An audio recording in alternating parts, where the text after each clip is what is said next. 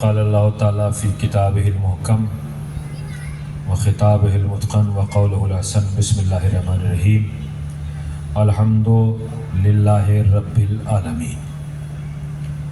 منچ پر تشریف فرما عزت مآب محترم سوامی آنند گری جی مہاراج، محترم الحاج بابا صاحب جو بنگلور سے تشریف لائے ہیں، مفتی طاہر حسین صاحب قبلہ مدظ اللہ العالی، محترم جناب منگو سنگھ تیاگی صاحب، اور جو میرے سامنے بزرگ نوجوان طالب علم مائیں بہنیں بیٹھی ہوئی ہیں، سبھی کی خدمت میں آداب، نمسکار، جے ہند۔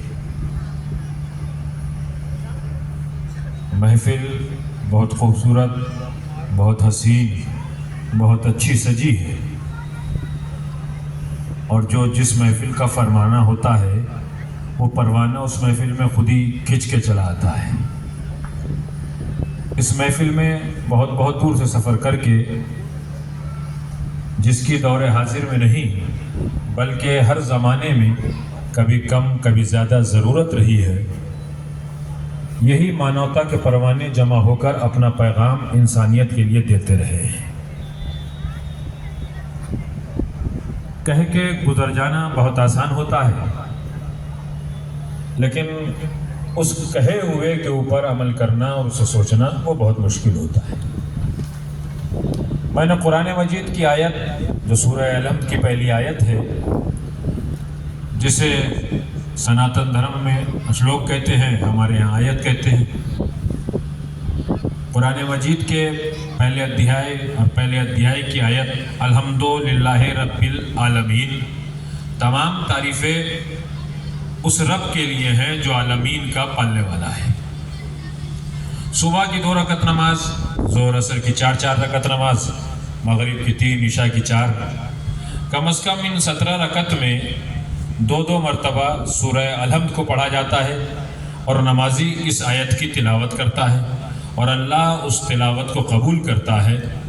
جب وہ اس آیت کی تلاوت کرتا ہے تو ہماری اردو زبان میں اس کا آسان سا ترجمہ یہ ہے کہ اللہ عالمین کا رب ہے، ایشور عالمین کا پالنے والا ہے، پرماتما عالمین کا پالنے والا ہے۔ اگر سچا اور اچھا انسان ہے اور وہ اس آیت کو پڑھتا ہے تو اللہ کی طرف سے ہدایت اس کے دل میں اتر چکی ہے نور کی شکل میں، کہ اب دنیا میں فرقوں میں بانٹنا، مذہبوں میں بانٹنا، دھرموں میں بانٹنا، یہ کھیل اللہ والے ایشور والے کا نہیں ہوتا ہے، بلکہ شیطان والوں کا کام ہوتا ہے کہ انہیں مذہبوں میں بانٹ کر اپنی دکانوں کو چلایا جائے۔ یہ ہم نماز میں جو آیت پڑھتے ہیں، الزام دنیا کے اوپر لگاتی ہے، بہت کچھ کہا جاتا ہے بغیر سوچے سمجھے۔ ہم کوئی صفائی نہیں دیتے، ہم اپنی بات کسی کے سامنے نہیں رکھتے، ہم تو صرف اسی قرآن مجید کے دائرے میں مانوتا اور انسانیت کو سمجھتے ہیں کہ اسی خالق نے سب کو پیدا کیا ہے۔ اگر ایک لمحے کے لیے بھی اللہ کے علاوہ ہم کسی اور کو خالق مان لیں تو ہم خود کافر ہو جائیں گے۔ ہم نہیں مان سکتے کسی بھی دھرم کا انسان ہو، کسی بھی مذہب کا انسان ہو، کسی بھی مسلک کا انسان ہو، کسی بھی جاتے کا انسان ہو، ان سب کو پرماتما ایشور گاڈ اللہ نے پیدا کیا ہے، یہ سب کا ایمان ہے، سبھی جانتے ہیں۔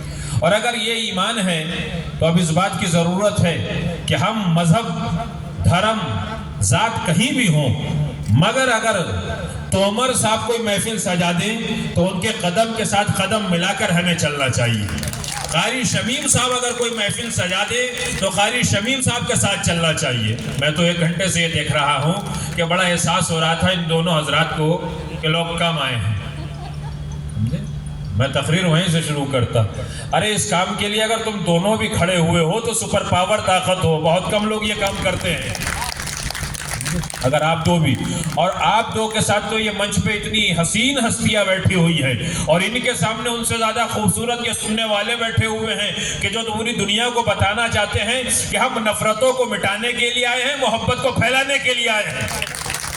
ہمارا کام محبت پھیلانا ہے، ہمارا کام محبت پھیلانا ہے تو میں تومر صاحب اور قاری شمیم صاحب سے گزارش کرتا ہوں کہ بہت تیزی کے ساتھ اسٹیج پہ چلے آئیں، اس لیے کہ یہاں کے سوامی سنت آپ دونوں کو بلا رہے ہیں، اس لیے کہ آپ بدھائی، مبارکباد، تہنیت، محبت، پیار کے مالک ہیں، اس لیے کہ آپ نے ایسی بزم اور ایسی محفل سجائی ہے تاکہ تمہارا نام پوری دنیا میں جائے۔ اور پروگرام شروع ہونے سے پہلے ان دونوں کے بارے میں پوری میڈیا کے ذریعے سے یہ پیغام جا چکا ہے کہ انہوں نے وہ محفل سجائی ہے، اور محفل سجائی جس سے ہم انہیں بدھائی پیش کرتے ہیں، مبارکباد پیش کرتے ہیں۔ بہت زوردار تالیاں پیٹیے، زبردست طریقے تالیاں بجائیے، نعرہ تکبیر کے ساتھ، نعرہ تکبیر، نعرہ تکبیر، اللہ اکبر، ہندوستان زندہ باد، ہندوستان۔ زندہ باد۔ انہوں نے یہ بزم اور محفل سجائی ہے، اور میں تو اپنی طرف سے یقین دلا سکتا ہوں اور سب کو اپنی طرف سے یقین دلانا ہے کہ آپ کی محفل جہاں سجے گی وہاں کامیاب ہوگی۔ اصل مانوتا یہی ہے، اصل پیار یہی ہے، اور اللہ ایشور پرماتما آپ کو ہر خوشی میسر فرمائے اور ہر پریشانی آپ کی دور ہو۔ ہم سوامی سنت، مولانا مفتی، مولانا بابا، حاجی، صوفی، سیاسی لیڈر، ادھیکاری، وکیل، ادھیوکتا سب تمہارے ساتھ ہیں۔ کیوں؟ اس لیے کہ تم وہ کام کر رہے ہو کہ جو بڑے بڑے مولانا سوامی سنت نہیں کر رہے ہیں، گھروں میں بیٹھے ہوئے۔ پیغام انسانیت ہمارا پہلا فریضہ ہے۔ بس آخری بات کوٹ کر کے کسی دوسری کتاب، دوسرے گرنتھ کی طرف نہیں جانا چاہتا، نہ میں کسی وید کی بات کروں گا، نہ گیتا کی بات کروں گا، نہ بائبل کی بات کرنا ہے، نہ صحیح بخاری، نہ صحیح مسلم، نہ ابن ماجہ، کسی کتاب کی نہیں۔ بس قرآن مجید کو جا کر کوٹ کر لیجیے۔ قرآن مجید میں مسلمان کا لفظ کتنی جگہ ہے؟